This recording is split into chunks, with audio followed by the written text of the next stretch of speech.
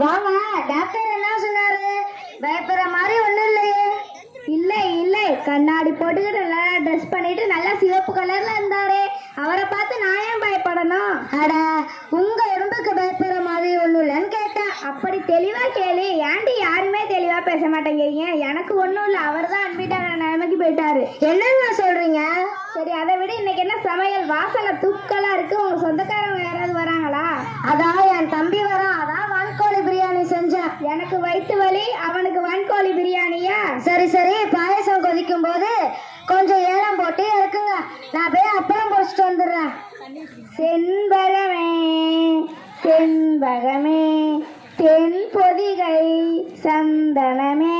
பாயசம் ஒரு தரம், பாயசம் 2 தரம், பாயாசம் 3 தரம்.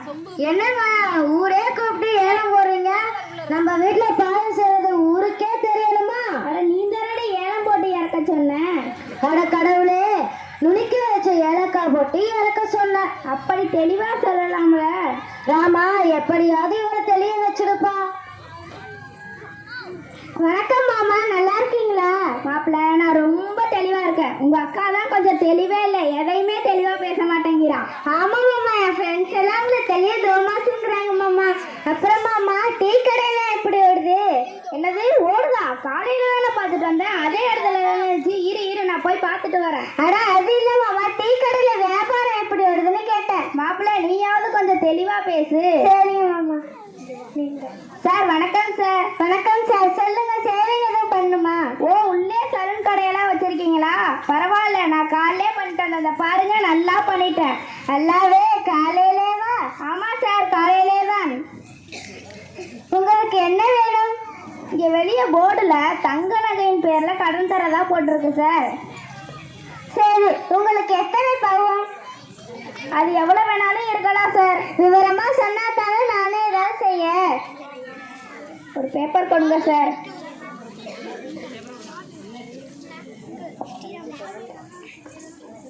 ஐந்து பவுன் தங்க நெக்லஸ். சார், 5 பவுன் தங்க நகை கொடுங்க சார். என்ன சார், வெளியே தங்க நகையின் பேர்ல கடன் தரதா தானே போட்டிருக்கு. தங்க நகையின் பேரை தெளிவா எழுதுகிறதா கடன் கொடுங்கன்னா கொடுக்க மாட்டேங்கிறீங்க. 1 பவுனுக்கு 10,000னா 5 பவுனுக்கு 50,000 கொடுங்க சார். சார், புரியாம பேசாதீங்க.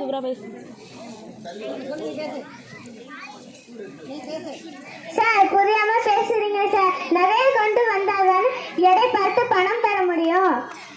அப்படி ஒன்றும் தெளிவாக போட்டுலையே சார். நீங்கள் மக்களை ஏமாத்துறீங்க சார். நான் போக மாட்டேன். 50,000 கொடுத்தாதான் சார் போவேன்.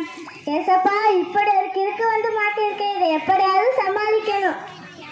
ஓகே, உங்களுக்கு 50,000 பணம் வேணும், அதுவும் தங்க நகையின் பேர்ல. ஆமாம் சார். இந்தாங்க, இந்த பேப்பர்ல கையெழுத்து போடுங்க. இந்தாங்க சார். 6 மாசத்துல சார் பணத்தை கொடுங்க. 6 மாசத்துல அசலும் வட்டியும் கட்டி முடிக்கணும் சார். சார் சரிங்க சார், பணத்தை கொடுங்க. இந்த தாரு. என்ன சார், பணத்தை கொடுங்க, பேப்பரை கொடுக்குறீங்க. சார், அதுல இருக்கு சார், அதுல இருக்கு பாருங்க சார். எங்க சார் இருக்கு? நல்லா பாருங்க, 50,000 தெரியுது. இல்லை சார், தெரியவே இல்லை. என்னங்க சார் பேசுறீங்க?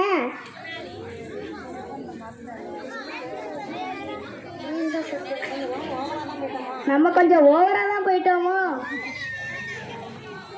சரி, நான் கையெழுத்து போட்ட பேப்பர் கொடுங்க சார்.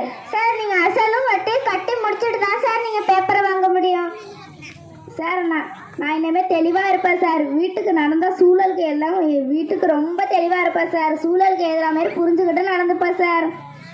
சரி சரி, தெளிவா நாளைக்கு வாங்க, நம்ம சந்திப்போம். நன்றி, வணக்கம்.